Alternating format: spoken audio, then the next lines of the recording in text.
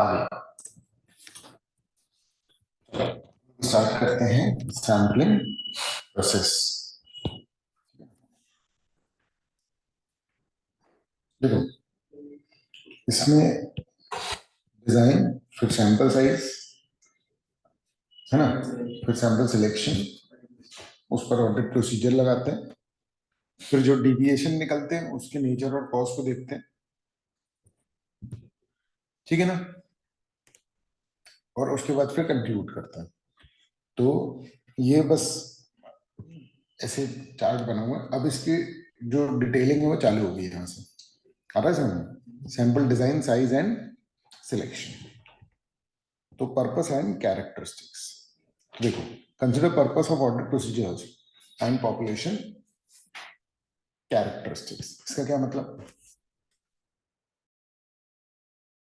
भी audit procedure लगा रहे हो, क्यों लगा रहे हो, है ना?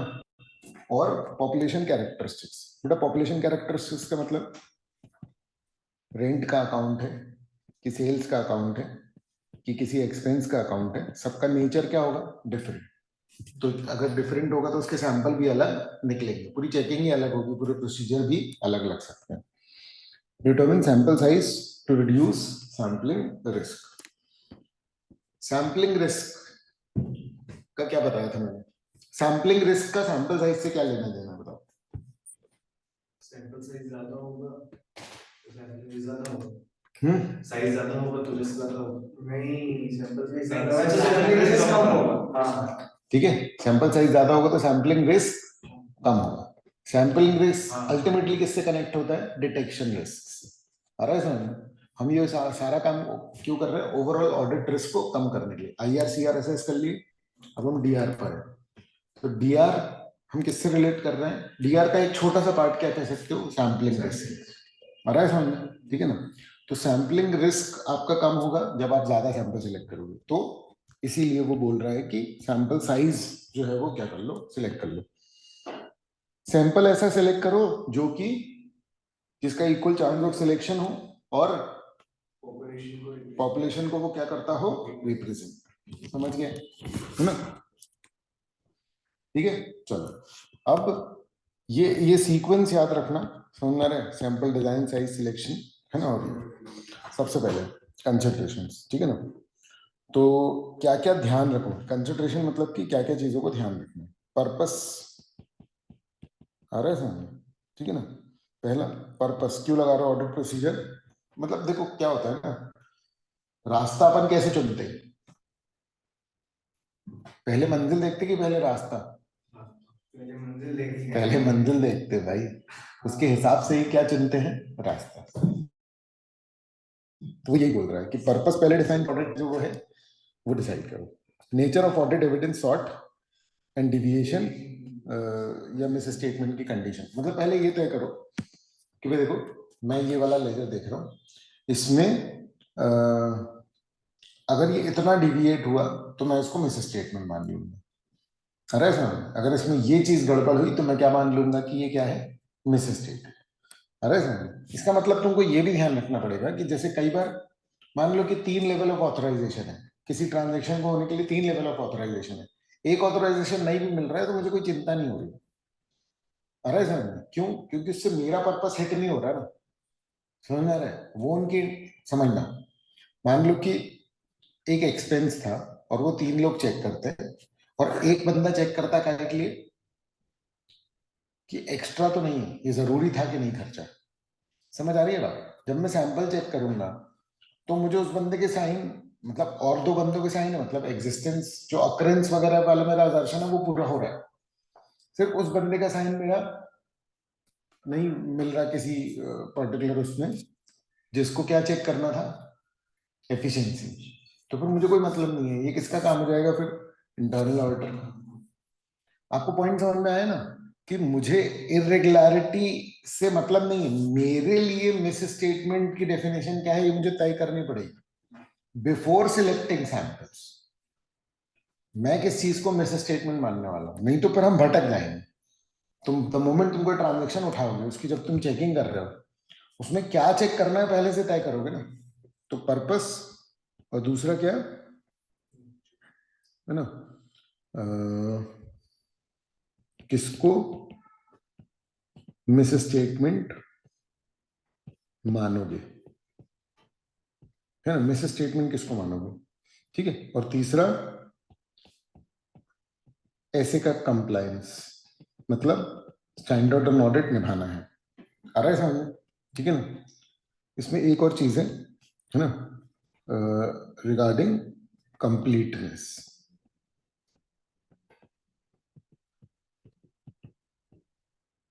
इस बात को इंश्योर कर लेना कि सारे वाउचर हैं कि नहीं, आ रहा है समझ में, कुछ मिसिंग ना हो। ये बहुत बड़ी प्रॉब्लम हो सकती है, कुछ मिसिंग है तो जो मिसिंग है उसी में प्रॉब्लम हो गई तो, आ रहा है समझ में। इसलिए आपको चाहिए 100%। देखो क्लाइंट ना कभी कभी बहुत फालतू बातें करता है, समझ रहे हैं? क्योंकि उसको नहीं पता होता कि आपका पर्पस क्या है, ठीक है। अगर वो सीए है और ऑडिट की फील्ड से रहा है और उसको नॉलेज है तो फिर वो बता देगा आपको, तो फिर वो समझ जाएगा।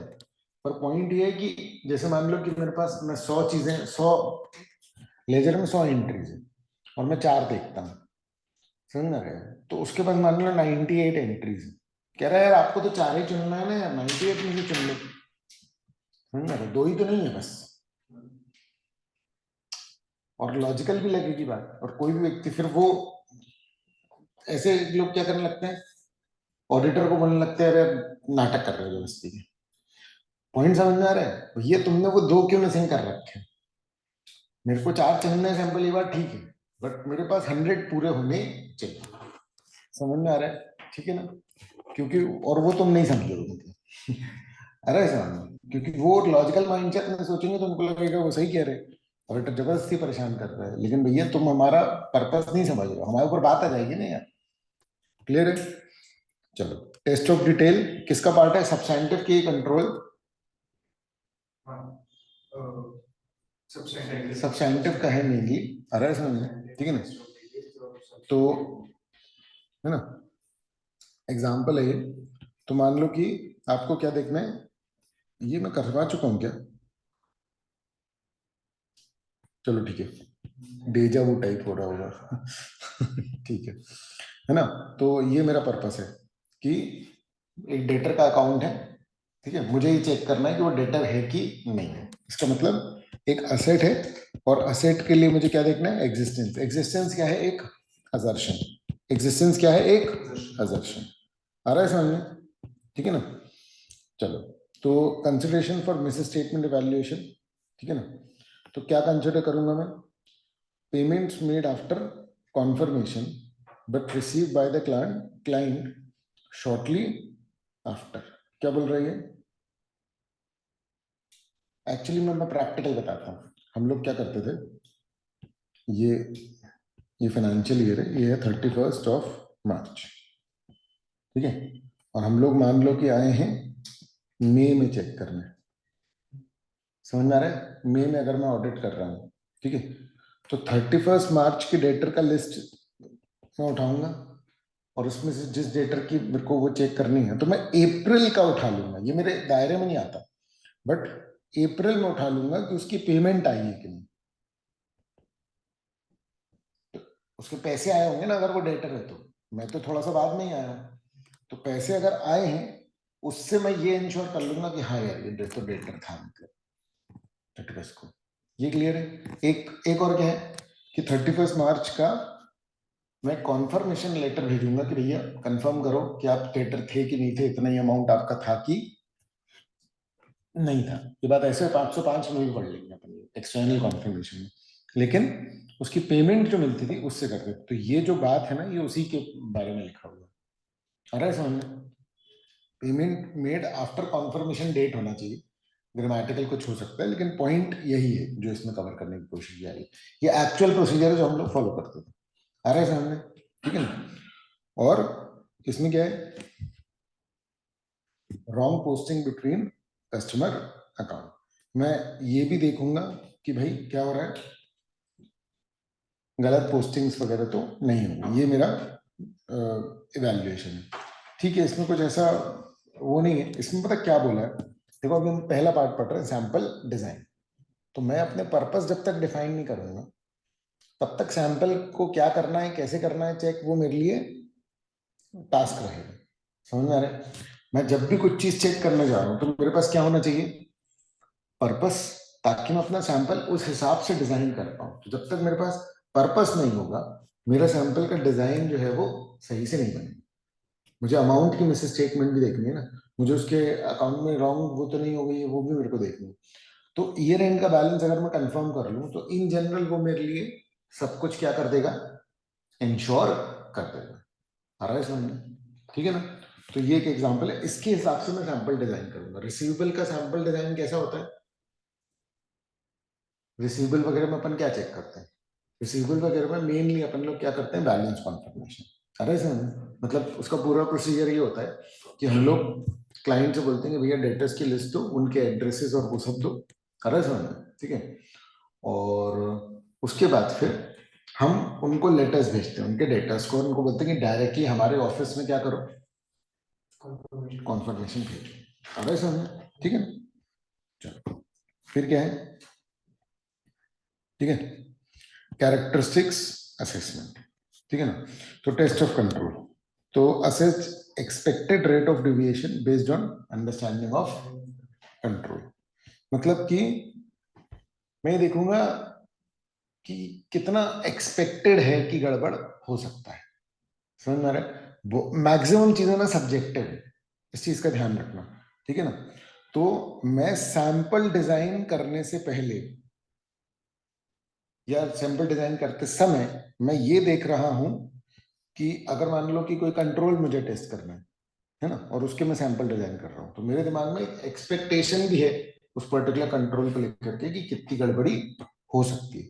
बहुत सारी चीजें हैं, मतलब इसमें तुम ये भी लिख सकते हो कि कितनी गड़बड़ी हो सकती है, कितनी गड़बड़ी से मुझे फर्क पड़ेगा, मतलब आ रहा है समझ में? ठीक है ना? वो अपन ने ऊपर देख लिया कि कितनी गड़बड़ी से मुझे फर्क पड़ेगा, किस चीज को मैं मिस स्टेटमेंट मानूंगा। और दूसरा ये टेस्ट ऑफ ये कैरेक्टरिस्टिक्स असेसमेंट है कि भैया उसके क्या कैरेक्टर्स, समझ में आ रहा है क्या? फिर test of detail, assess expected misstatement. तो जैसा अपन ने कंट्रोल के लिए देख रहे हैं, वैसे अपन किसके लिए देख रहे हैं, सब्सटैंटिव। ये कंट्रोल के लिए हो गया कि एक्सपेक्टेड रेट ऑफ डिविएशन, और इसमें क्या हो रहा है, टेस्ट ऑफ डिटेल में एक्सपेक्टेड मिस स्टेटमेंट। कुल मिलाकर के एक्सपेक्टेड प्रॉब्लम्स, समझ रहे हैं? तो पहला एक तरीके से क्या हो गया, पहला हो गया ये सब मैं कंसिडर कर रहा हूं, समझ में आ रहा है? ठीक है ना?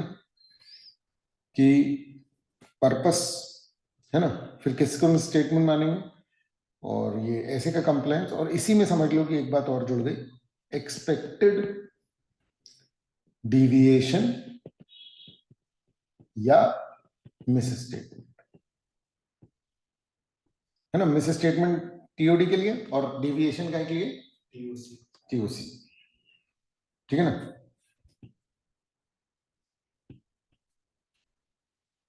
अब अगर मुझे ऐसा लग रहा है कि बहुत गलती हो, तो क्या होगा, सैंपल साइज बढ़ता जाएगा। जब भी मिस स्टेटमेंट की एक्सपेक्टेशन अगर आपकी बढ़ी, और आप सैंपल साइज क्या कर दोगे, बढ़ा दोगे। ये बोल रहा है कि इतना तक चला जा सकता है कि मैं शायद 100% कर जाऊं। रेयर केस है, ऐसा होता नहीं है प्रैक्टिकली। लेकिन पॉइंट ये कि मिस स्टेटमेंट अगर ज्यादा है तो फिर मैं बहुत ज्यादा चेकिंग करूंगा। अरे समझ, I have to be sure.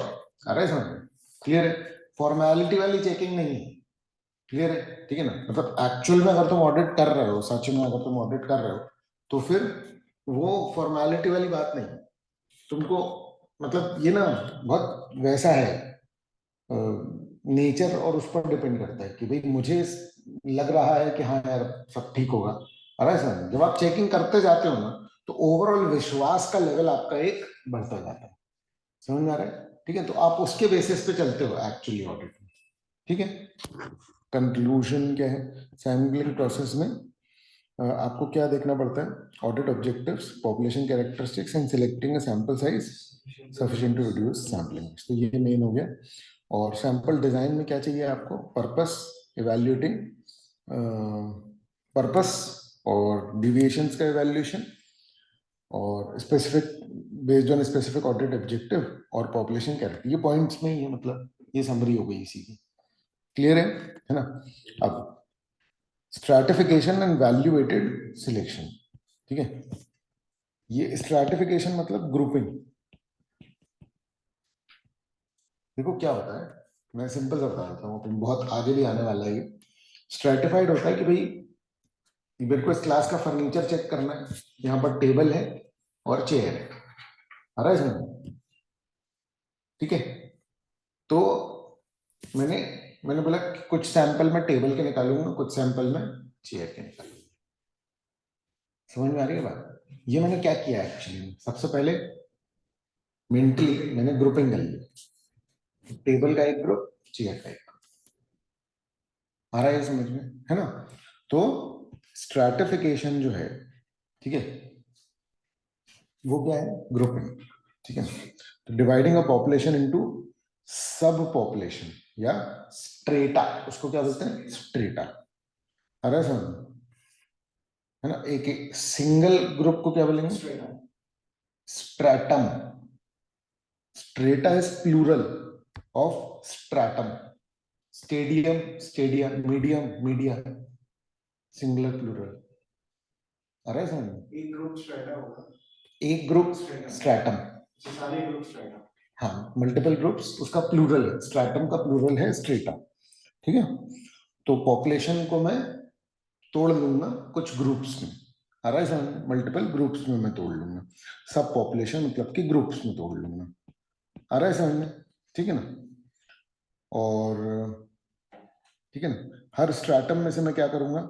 Reduce variability within each stratum allowing for smaller sample size without increasing sampling risk. मतलब ऑब्जेक्टिव क्या है? सेम सेम टाइप की चीजों में से मैं सैंपल, देखो पता क्या होता है, आपको चेकिंग करनी है, आप पूरे लेजर में से जब सैंपल निकालोगे तो हो सकता है कि एक पर्टिकुलर टाइप के ट्रांजेक्शन्स कवर ना हो पाए। समझना, मैं मान लो कि सेल कर रहा हूं फैन, आ रहा है समझ?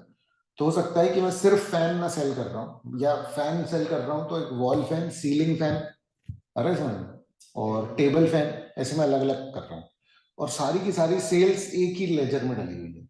समझ में आ रहा है? तो जब मैं सैंपल निकाल रहा हूँ तो मेरा मकसद क्या रहेगा कि मैं रैंडम पूरे लेजर में से सैंपल निकालूंगा, तो हो सकता है कि वॉल फैन का एक भी सैंपल ना हो पाए। तो फिर मैं क्या करूंगा? मैं स्ट्रेटा बना लूंगा, मतलब कि टेबल फैन का अलग और उसका अलग, उसका अलग। तो मैं ये कोशिश करूंगा कि सारे ग्रुप्स में से एटलीस्ट सैंपल सिलेक्शन हो जाए।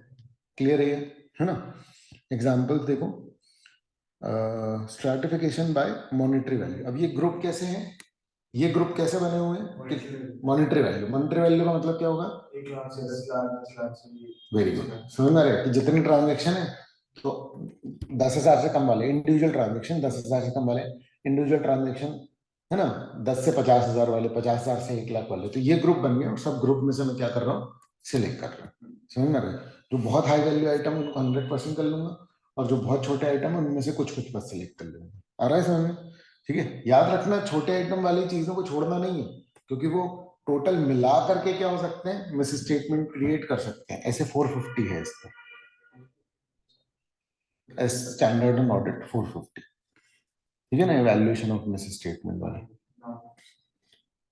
हाँ, मतलब पूरा एग्जैक्ट नाम याद नहीं है, लेकिन वो इस बारे में ही है।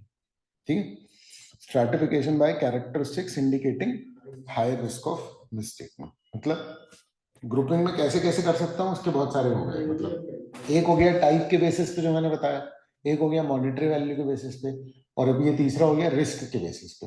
हाई रिस्क आइटम का अलग ग्रुप, लो रिस्क आइटम का अलग ग्रुप। अब बहुत सिंपल सी बात है, सैंपल सिलेक्शन किसमें से ज्यादा करोगे तुम?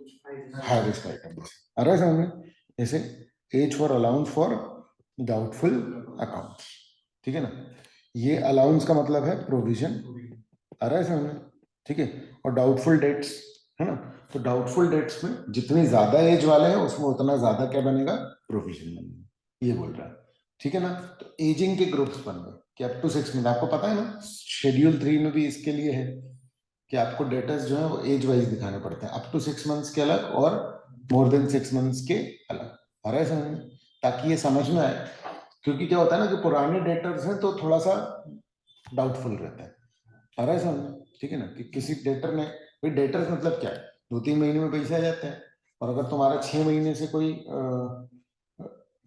डेटर है ना, ट्रांजेक्शन खत्म हो चुका है तुम्हारा, और 6 महीने से तुम्हारा कोई ट्रांजेक्शन नहीं हुआ है, तुम्हें कोई पैसे नहीं मिले हैं, तो मतलब चांसेस क्या होंगे? चांसेस कम होंगे ना, ठीक है।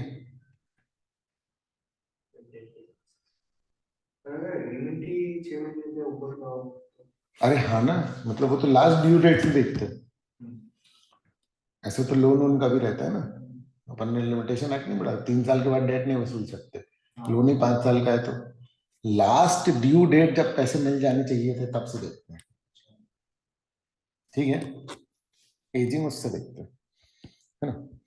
चलो फिर प्रोजेक्शन, ठीक है। Results projected to respective strata, overall conclusion requires consideration of risk across all strata. तो ये क्या बोल रहे हैं, आपको जो भी प्रॉब्लम या कुछ भी मिलेगी वो आपको 4 सैंपल में मिलेगी, और वो आप 400 आइटम पे क्या करोगे, प्रोजेक्ट करोगे। तो प्रोजेक्शन का मतलब क्या होता है, जो आपने सैंपल में पाया वो व्यू आप किसके बारे में बनाओगे, पूरे लेक्चर के बारे में। अरे समझ में कि सैंपल में मुझे ये प्रॉब्लम मिली है या ये दिक्कत है, तो फिर इसका मतलब कि पूरी पॉपुलेशन में कितनी एक्सपेक्टेड प्रॉब्लम्स हैं, समझ गए, ठीक है ना। तो ये स्ट्रैटिफिकेशन के बारे में डिटेल है, आ रहा है समझ में, ठीक है ना। और अभी भी ये चल ही रहा है, ठीक है ना। ये बोल रहा है वैल्यू वेटेड सिलेक्शन, तो identifying samples, sampling unit as individual monetary item within the population. इसका क्या प्रोसेस है, selection of specific monetary units, ठीक है ना। तो स्पेसिफिक मॉनिटरी मतलब कि वही अपन ने बात की थी ना कि 10,000 या 20,000 या 30,000 तक के आइटम अपन लोग लेंगे, तो वो मॉनिटरी यूनिट हो गई, है ना।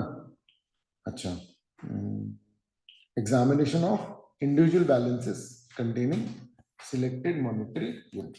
इसमें एक तरीका और होता है जो हम लोग प्रैक्टिकली लगाते थे, वो ये था कि जैसे डेटर्स है, अब डेटर्स पूरे मान लो कि 50 लाख के हैं, तो हमारा ये होता था कि भैया हम 20 लाख तक के डेटर्स को क्या भेज दें, कॉन्फर्मेशन भेज दें।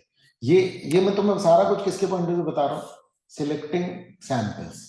अरे तो अब उसमें क्या हो रहा है कि मैंने ये नोटिस कर लिया कि भैया मुझे 20 लाख तक के चेक करने, अब बड़े छोटे सवाल है।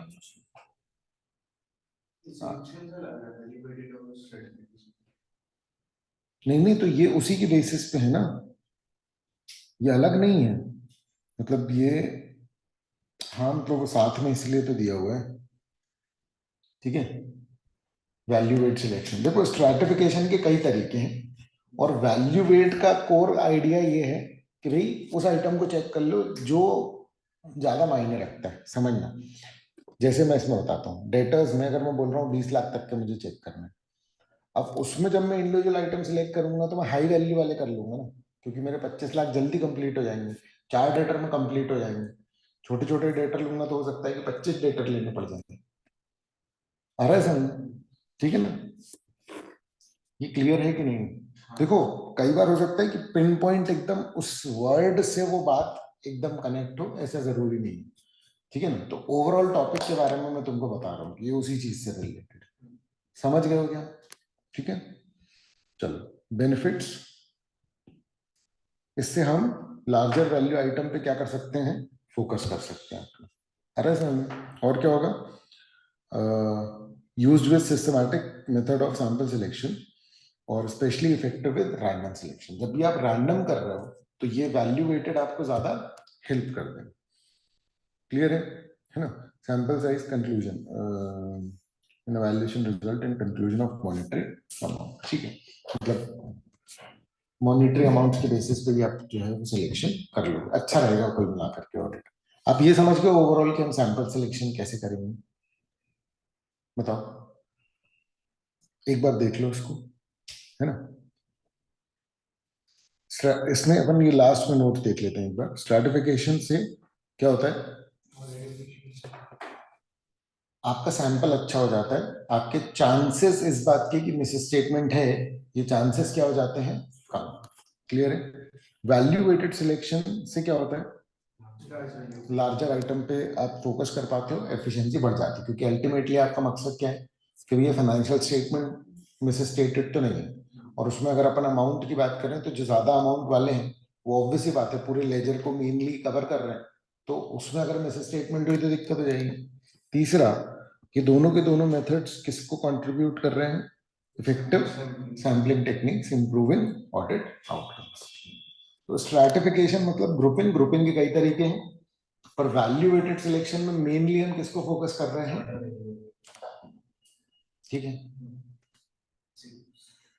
चलो अब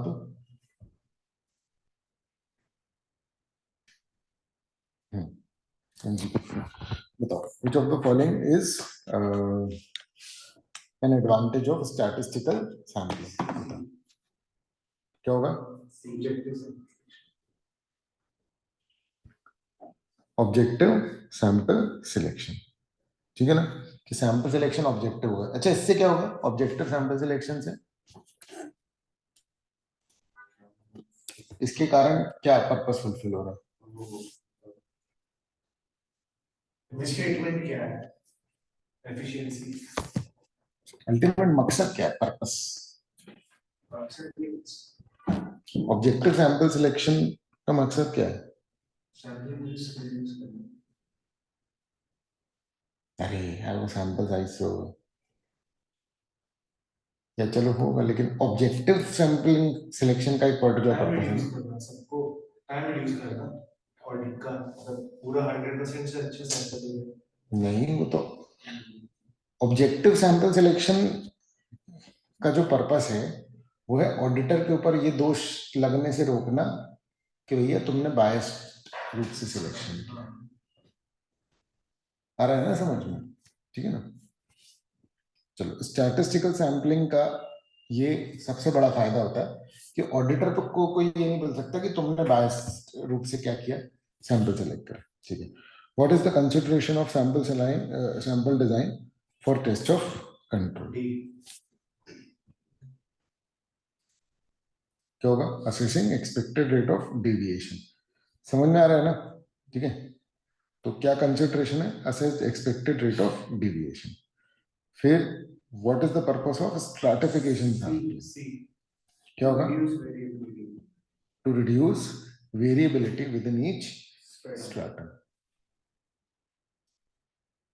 ये बहुत बढ़िया बने हुए हैं एमसीक्यू ये वाले, कुछ कुछ तो बहुत ही सड़े बने हुए हैं। ठीक है, in value weight selection what is the benefit of focusing audit effort on larger value items? क्या होगा? It increases audit efficiency. अरे समझ, चलो, which method of sample selection focuses on individual monetary units within population? Simple है तो। Value weighted में क्या होता है, अपन किसका ध्यान रखते हैं? Individual monetary unit. इंडिविजुअल एक डेटा है जिसका बहुत हाई अमाउंट है, वो तो करना ही करना है। आ रहा है समझ में? है ना। चलो, अब हम आते हैं सैंपल साइज। अभी ये पूरा क्या था? Sample design. समझ में आ रहा है? तुम टॉपिक नंबर से एक बार को ट्रैक रख सकते हो। 3.9.1 पूरा सैंपल डिजाइन था और ये हमारा फर्स्ट प्रोसेस भी था। अब हम सेकंड पे आ गए, सैंपल से। ये पूरा का पूरा सैंपल डिजाइन के अंदर में आ रहा था। क्लियर है? अब सैंपल साइज। तो determine sample size sufficient to reduce sampling risk to an acceptably low level. मतलब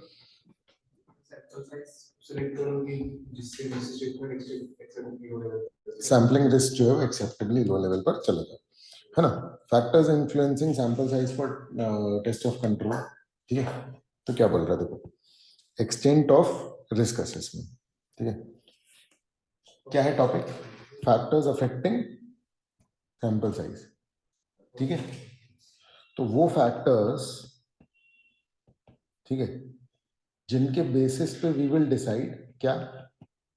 सैंपल टेस्ट ऑफ कंट्रोल। अबे सैंपल साइज। हाँ, मतलब सबसे मेन क्या है? वी विल डिसाइड ज्यादा सैंपल लेना है या कम सैंपल। एक एग्जांपल बताओ, जैसे कि कौन से फैक्टर पर अपन डिपेंड करेंगे? जैसे कि रिस्क, ज्यादा रिस्क है तो कम रिस्क है तो कम सैंपल। आ रहा है समझ में? है ना, ये एक एग्जांपल है। ये तो वो उस पे आ गया पूरा वो रिस्क असेसमेंट, ये सब कनेक्ट होगा। नहीं रिस्क असेसमेंट नहीं, इसमें था 5 points, tolerable range, expected rate of deviation, है ना? ये वही 5 पॉइंट बेनिफिट्स। अच्छा तुम पढ़ चुके हो, तुम ये बोल रहे हो, अपन ने नहीं पढ़े अभी।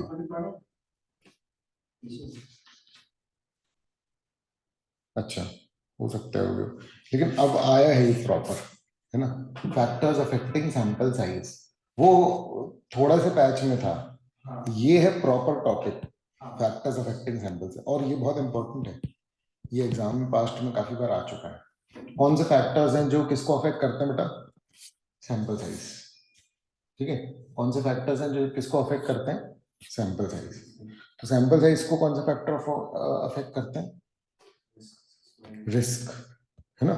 रिस्क ज्यादा, सैंपल ज्यादा, आ रहा है समझ में? ठीक है, तो more assurance from control effectiveness decreases the risk of material statement. Control जितना अच्छा, रिस्क उतना कम। जितना भरोसा, greater reliance on control increases sample size.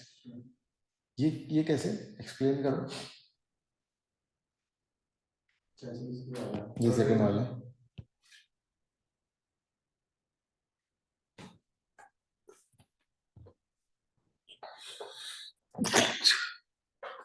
Sentence बोलने के तरीके से सही या गलत हो जाएगा, इसके दोनों सेंटेंस बन सकते हैं।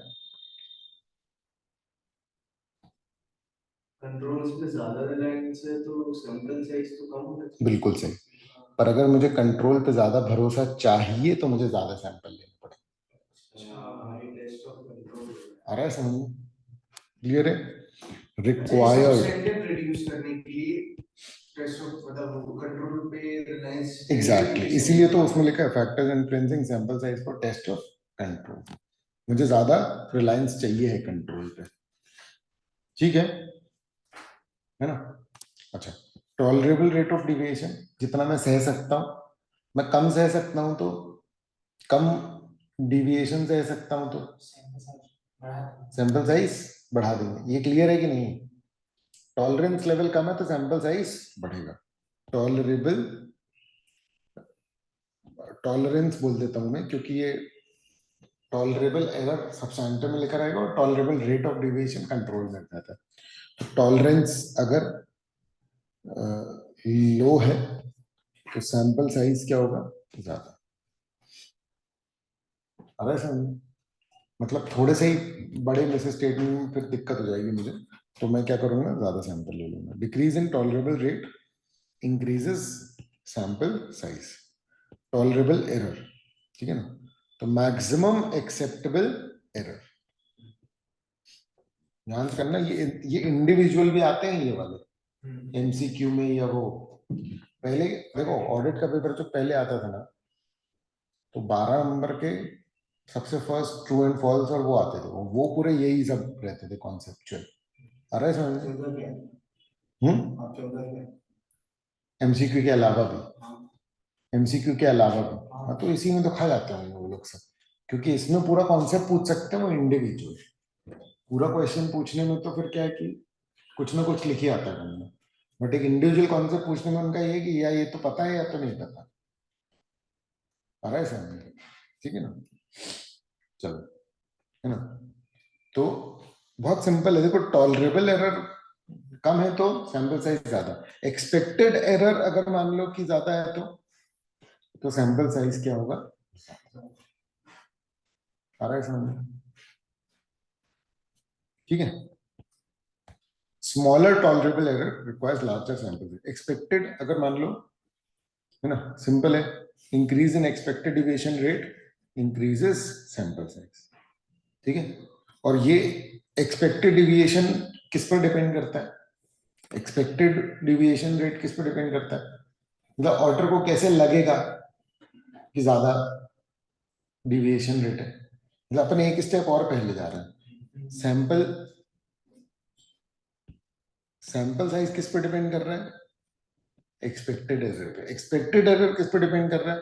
ऑर्डर के बिजनेस अंडरस्टैंडिंग और लोग चेंज कर दिए तो एक्सपेक्टेड रिस्क बढ़ गया। पिछले ऑडिट में बहुत ज्यादा गड़बड़ निकली थी तो इस बार मेरा एक्सपेक्टेशन गलती को लेकर के बढ़ गया।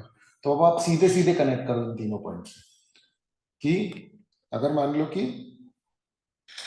पिछले ऑडिट प्रोसीजर में या पिछले ऑडिट प्रोसीजर में गलती निकली तो मैं ज्यादा सैंपल लूंगा, लोग चेंज हुए ज्यादा सैंपल लूंगा, ऑडिटर की बिजनेस अंडरस्टैंडिंग में उसको लगा कि गड़बड़ी हो सकती है, ज्यादा सैंपल लूंगा। ठीक है, clear. Desired level of assurance, simple है, जितना ज्यादा उतना ज्यादा सैंपल साइज। मुझे ज्यादा अश्योरेंस चाहिए तो ज्यादा सैंपल लो, मुझे कम अश्योरेंस चाहिए तो कम सैंपल लो। क्लियर है, higher assurance desired increases sample size, large sample size needed for greater assurance that sample results reflect actual population deviation। मुझे ज्यादा सैंपल चाहिए अगर मुझे ज्यादा अश्योरेंस चाहिए, ठीक है ना।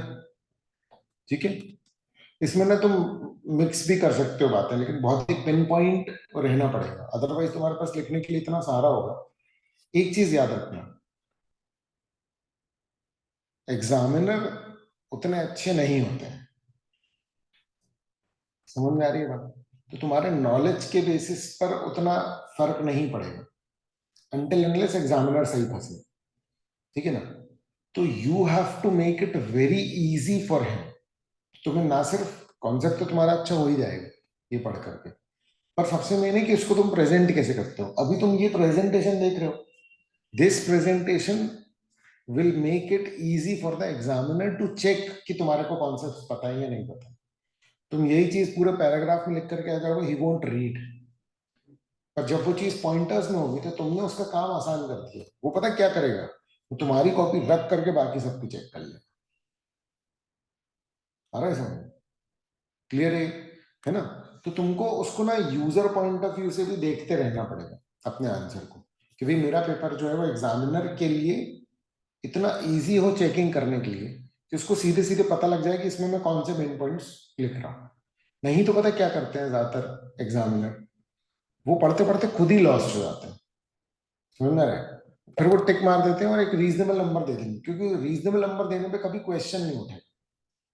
अगर मान लो कि वो 4 में से तुमको 2 दे रहे हैं, इस बात पे कभी क्वेश्चन नहीं उठ सकता, क्योंकि तुम्हारा आंसर परफेक्ट होगा नहीं, और परफेक्ट है तो भी कुछ तो भी गलती निकाली जा सकती है, समझ में आ रहा है। पर हो सकता है कि तुमने आंसर में इतना बेहतरीन कॉन्सेप्ट लिखा है लेकिन उसने रीड नहीं कर पाया, क्यों, क्योंकि वो पैराग्राफ फॉर्म है। इसलिए कई बार प्रेजेंटेशन भी बहुत वो पड़ जाता है। मैं तुमको एक बात बताऊं, तुम इस चीज को पता कैसे नोटिस करो। तुम समझो, हम यहाँ पर एज एन ऑडिटर क्या कर रहे हैं, हम ये देख रहे हैं ना कि फाइनेंशियल स्टेटमेंट्स कितने इजी टू अंडरस्टैंड है एक आम आदमी के लिए। यही बात तो तुम्हारे पेपर में भी लागू होती है, समझ में आ रहा है। You should have an eye of the auditor of your exam paper, समझ में आ रहा है, कि it has to be very easy to understand, क्योंकि हम एग्जामिनर को एक बिल्कुल लेमैन मान के चलो, क्योंकि वो प्रैक्टिस इन सीए इसको देते हैं और एजुकेशन वाले को इंक्लूड नहीं करते। समझ में आ रही है बात, ठीक है ना। तो जो क्लासेस ले रहा है वो पेपर चेक नहीं करेगा, जबकि नॉलेज किसको है, उसी को है। अगर वो चेक करेगा तो एक्चुअली में सही से कर पाएगा। तो बाकी लोग क्या कर रहे हैं, अभी मैंने ऑनलाइन भी देखा कि बहुत सारे लोग पेपर को लेकर के बोल रहे हैं, समझ में आ रहा है, ठीक है, कि चेकिंग सही से नहीं हो रही है। मेनली प्रॉब्लम फाइनल में रहती है, क्योंकि फाइनल में क्या रहता है ना कि कुछ कुछ कॉन्सेप्ट बहुत ऐसे वेग से रहते हैं, मतलब बिल्कुल general real life problem type होते हैं। उसमें दिक्कत ये होती है कि आंसर स्टैंडर्ड आंसर से मैच नहीं कर रहा, नंबर काट लिए एग्जामिनर ने, समझना रहा है, क्योंकि वो अच्छे से उसको चेक नहीं कर रहा है। आ रहा है समझ में, ठीक है। चलो, हम लोग क्या पढ़ रहे हैं, सैंपल साइज से, सैंपल साइज पे किन चीजों से फर्क पड़ता है, risk assessment, tolerable error, expected error, desired level of assurance, और पॉपुलेशन साइज। ज्यादा पॉपुलेशन ज्यादा क्या होगा, सैंपल साइज। लेकिन सर ये तो मैं ऐसा स्टेटमेंट था कि population size sample size depend नहीं करता पॉपुलेशन साइज पे। सैंपल साइज डिपेंड नहीं करता पॉपुलेशन साइज पे, ठीक है, बिल्कुल सही। लेकिन एक में 100 एंट्रीज है, एक में 200 एंट्रीज है, किसमें ज्यादा सैंपल निकालोगे, 200 एंट्रीज। समझ में आ रहा है कि इस बात से फर्क नहीं पड़ता है कि 200 है तो कितना सैंपल निकलेगा, पर 200 में 100 से तो ज्यादा ही निकलेगा ना। तो हम यहाँ पर क्या बात कर रहे हैं कि सैंपल साइज पे किससे फर्क पड़ता है, पॉपुलेशन से। तो पॉपुलेशन ज्यादा तो सैंपल ज्यादा, ये बात तो अपने आप में करेक्ट है ना, और वो बात भी अपने आप में करेक्ट है, कॉन्ट्राडिक्टरी नहीं है यहाँ आपस में। अरे पॉपुलेशन में कितनी एंट्री है तो कितने सैंपल निकलेंगे, इसका कोई वो नहीं है रिलेशन। अरे बट ज्यादा population will call for more samples, ठीक है। Minimal effect on sample size for large population लिखा भी है कि भैया देखो बहुत ज्यादा फर्क नहीं पड़ रहा है, थोड़ा बहुत पड़ रहा है, हम तो यही बात कर रहे हैं ना कि किससे फर्क पड़ेगा। For smaller population audit sampling may not be as efficient, ठीक है। Negligible effect on sample size due to increase in the number of sampling units. अरे बहुत बड़ी पॉपुलेशन है तो तुम सैंपल साइज थोड़ा बढ़ा भी लोगे तो उससे कोई फर्क नहीं पड़ेगा, फिर भी हम जनरली क्या करते हैं, सैंपल साइज थोड़ा सा ज्यादा लेते हैं। बोलो, ये क्लियर है, ठीक है।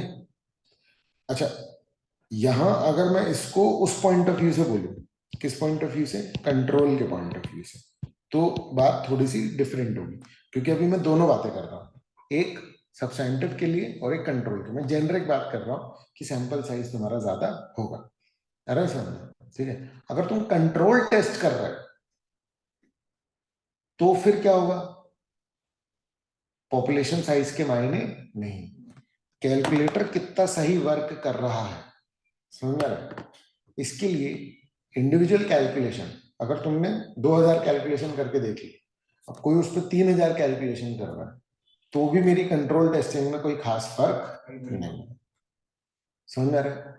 तो ये पॉइंट कंट्रोल टेस्टिंग के पॉइंट ऑफ व्यू से क्या हो जाएंगे, फिर वैलिड हो जाएंगे। लेकिन ये सेम बातें किसमें भी वो है, वैलिड है, सब्सटेंटिव में भी वैलिड है। ये क्लियर है क्या, ठीक है ना। चलो, ठीक है, की पॉइंट्स। रिस्क असेसमेंट से अफेक्ट होता है टॉलरेबल एरर, डिजायर्ड लेवल, और population has little effect on sample size. एक चीज इसने मिस कर दी, एक्सपेक्टेड एरर, है ना, एक्सपेक्टेड एरर वाला पॉइंट, ठीक है, ठीक है। तो ये समराइज हो गया, ठीक है। चलो, factors influencing sample size for test of detail, आ रहे हैं, रिस्क ज्यादा तो सैंपल साइज ज्यादा। अच्छा, reliance on other substantive procedure, ठीक है ना। अब देखो, दूसरे प्रोसीजर पर ज्यादा रिलाय कर रहे हो तो सैंपल साइज कम, सेम पर्पस पे कई प्रोसीजर लगाते हैं ना, तो हम प्रोसीजर वाइज सैंपल साइज देख रहे हैं। अरे समझो, दूसरे प्रोसीजर पे सैंपल साइज अगर तुमने ज्यादा निकाल लिया तो करंट में सैंपल साइज में क्या होगा, ये क्लियर है। Increase use of substantive procedures leads to smaller sample size, ठीक है। सब्सटेंटिव प्रोसीजर्स अगर मैं बहुत सारे तरीके के यूज कर रहा हूं तो फिर हर प्रोसेस में कम सैंपल निकलेंगे, फिर समझ में आ रहा है, नंबर ऑफ प्रोसीजर बढ़ाती है ना, कम प्रोसीजर लगा रहा हूं तो क्या होगा, ज्यादा सैंपल। ये पॉइंट ध्यान से करना है ना, ये समझ में आता लोगों को, ठीक है। डिजायर्ड लेवल ऑफ अश्योरेंस कर चुके हैं, टॉलरेबल, देखो देख रहे हो यहाँ पर वर्ड कैसे चेंज हो रहा है, यहाँ पर आ रहा है टॉलरेबल विशिष्ट, टॉलरेबल रेट ऑफ डेविएशन, जब कंट्रोल कर रहे हो, मतलब बातें सेम है, समझ में आ रहा है, बस वो वैसा बदला है ना। स्मॉलर टॉलरेबल एरर है तो ज्यादा सैंपल साइज चाहिए। अच्छा, expected amount of miss statement अगर ज्यादा है तो ज्यादा सैंपल, सेम बातें हैं, कोई अंतर नहीं है, ठीक है ना। अब स्ट्रैटिफिकेशन ऑफ पॉपुलेशन, ध्यान से समझो, ठीक है। अगर मैंने ग्रुपिंग कर ली है तो कम सैंपल साइज लगेगा, ग्रुपिंग नहीं करी है तो सैंपल साइज ज्यादा लगेगा, समझ में आ रहा है। स्ट्रैटिफिकेशन है ना, stratification reduces sample size, clear है, ठीक है ना। Appropriate stratification decreases sample size, useful when there is wide variability in item monetary size, मतलब जब ज्यादा वेरिएबल हो, ज्यादा डिफरेंस हो अमाउंट्स में, हाँ, मतलब एक बहुत ही कम कम भी है, मतलब 10-10 हजार के भी हैं और 25-25 लाख के भी, तो फिर मेरे लिए स्ट्रैटम करना बहुत जरूरी हो जाता है, क्योंकि फिर मैं उसमें रैंडमली नहीं ले सकता हूँ, मुझे बड़े वैल्यूज का अलग ग्रुप बनाना ही पड़ेगा, छोटे वैल्यूज का अलग ग्रुप बनाना पड़ेगा। है ना। और aggregate sample sizes from strata are generally less than a single sample from the whole population. ठीक है, अरे वही सब है, ठीक है ना। मतलब जब तुम खूब सारे ग्रुप बना करके अगर तुम सैंपल निकालते हो तो टोटल नंबर ऑफ सैंपल कम ही निकलेंगे अगर सब कुछ मिक्स रहे और तुम नंबर ऑफ सैंपल निकालो उससे। सब कुछ मिक्स रहेगा और जो सैंपल साइज निकालोगे तो मान लो कि तुम 15 सैंपल निकालो, ग्रुप बना लोगे तो 10 ही काम चल जाएगा, वो बात फिर से वही रिपीट हो रही है। क्लियर है ये? ठीक है। अब population size again, negligible effect on the sample size due to number of sampling units. For large population size has little effect on sample size. Small population may find ordered sampling less efficient. ठीक है ना। मतलब बहुत ही small sample population होती है ना तो हम सब चेक कर जाते हैं कई बार। अरे सुन, 5 एंट्रीज हैं, 2 एंट्रीज हैं, 2 एंट्री तो एक सिलेक्ट करना मतलब 50% सैंपल सिलेक्ट कर लिया। तो स्मॉल पॉपुलेशन में मैं सैम्पलिंग का वो नहीं लगाता। अरे समझ में, ठीक है ना। Increase in monetary value of population increases sample size. जो लेजर बड़ा है, सेल्स के सैंपल क्या होते हैं, ज्यादा ही होते हैं। अरे समझ में, एक्सपेंसेस के सैंपल क्या होते हैं, कम होते हैं। मतलब अब सेल्स से कंपेयर करेंगे तो एक्सपेंसेस में जो बड़ा एक्सपेंस है उसके सैंपल क्या होंगे, ज्यादा होंगे। वैसे नेचर पे भी डिपेंड कर जाएगा, उसमें नंबर ऑफ एंट्रीज ही कम है तो। अरे समझ में, अगर same number of entry, 2 ledger हैं, दोनों में 100 एंट्री, लेकिन एक का अमाउंट है 2 लाख, एक का 20 लाख है, तो किसने ज्यादा सैंपल निकालोगे, 20 लाख वाले पे। क्लियर है नहीं? देखो, ये सब बहुत सारी ऐसी चीजें हैं जो लॉजिकली तो समझ में आ जाती हैं, पर मेन ये है कि याद भी रखना पड़ेगा। अरे समझ में, कुछ चीजें बहुत सिंपल है, कॉमन सेंस से तुम्हारे हो जाती है। चलो ठीक है, तो अगेन इसमें वही सब दिया हुआ है। क्लियर है? ठीक है ना, की पॉइंट्स में भी। तो अब एमसीक्यू बताओ। What factor influences sample size for test of control, बताओ।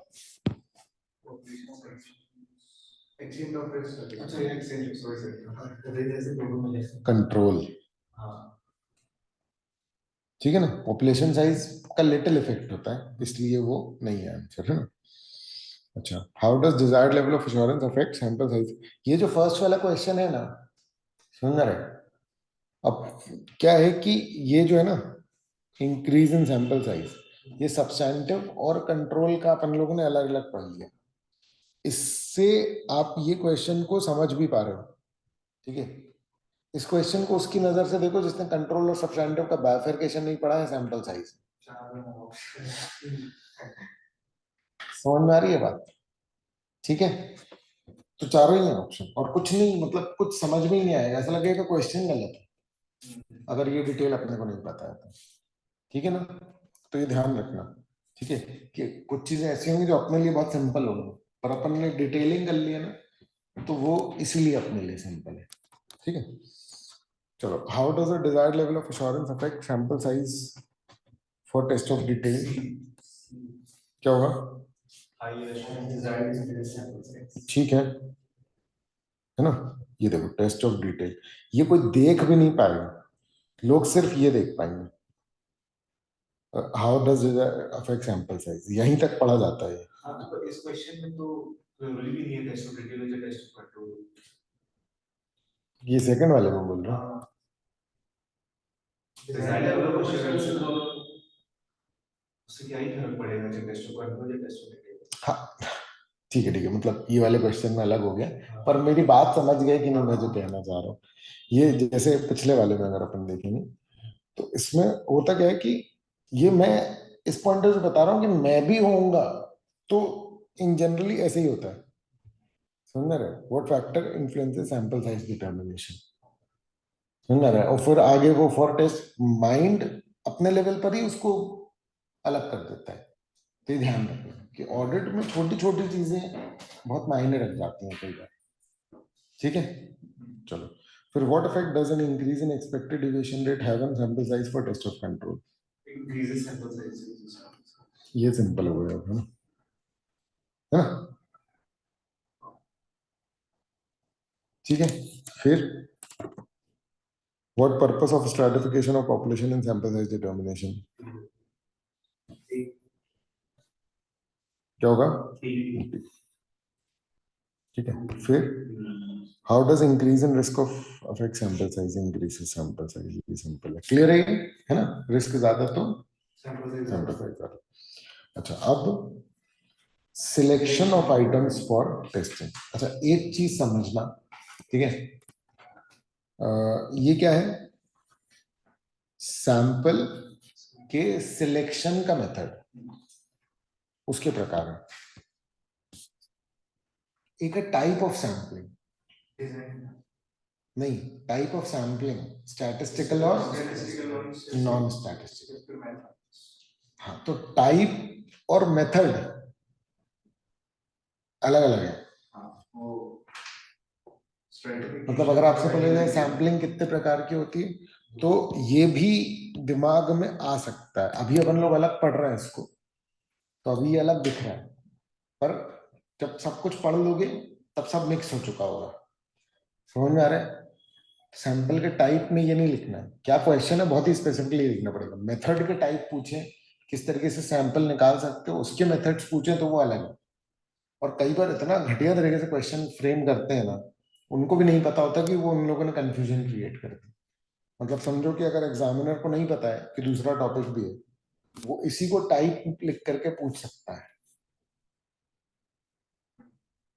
समझ में आ रही है ना बात? इतना नहीं होना चाहिए, अब इतना अपन एक्सपेक्ट नहीं करते, लेकिन हाँ, मैं तो भाई सब बता ही दे रहा हूँ कि हर चीज का अपने को ही ध्यान रखना है। हाँ, बोलो। स्ट्रेटिफिकेशन और वैल्यू एडेड था, वो भी टाइप था, वो डिजाइन का टाइप था।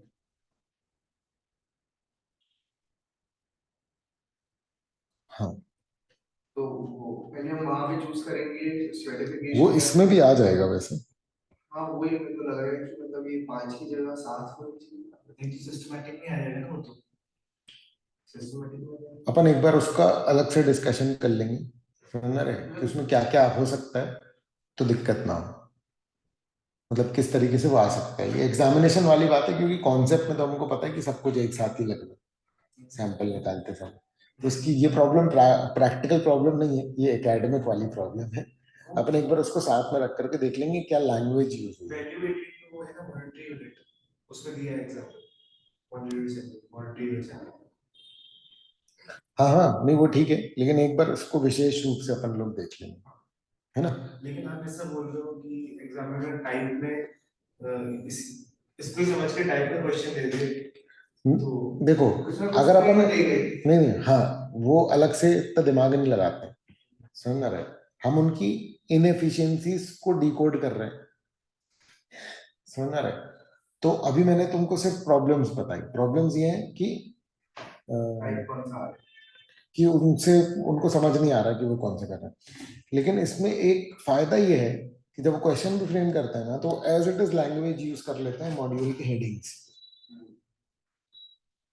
समझ रहे हैं, उसी रिस्क से बचने के लिए कि उनके ऊपर कल को दोष ना आए, समझ रहे हैं। तो वो क्या करते हैं, as it is headings use कर लेते हैं।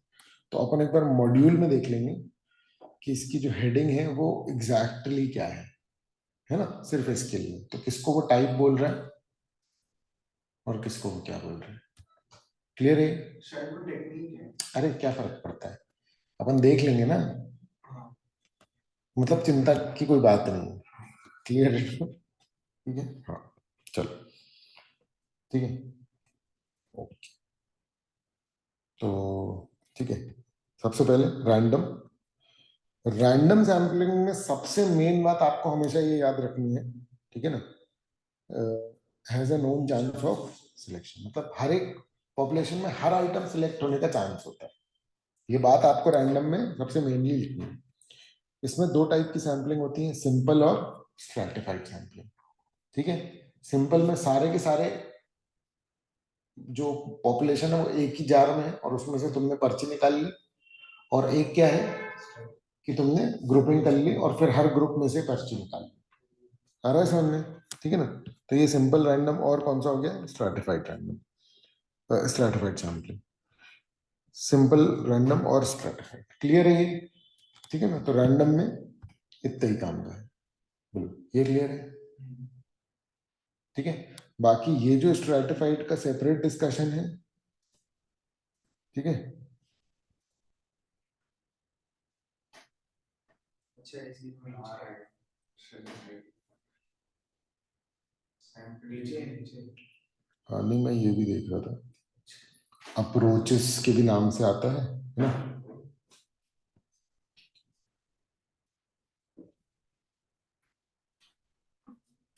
बेटा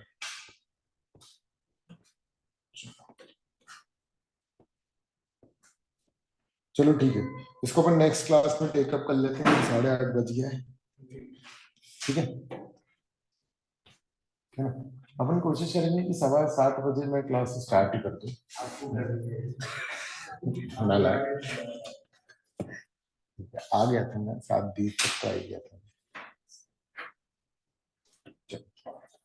कल से 7:30 बजे मैं तेरे को बोला था ना, मेरे को कॉल लगाना उठाना सुबह।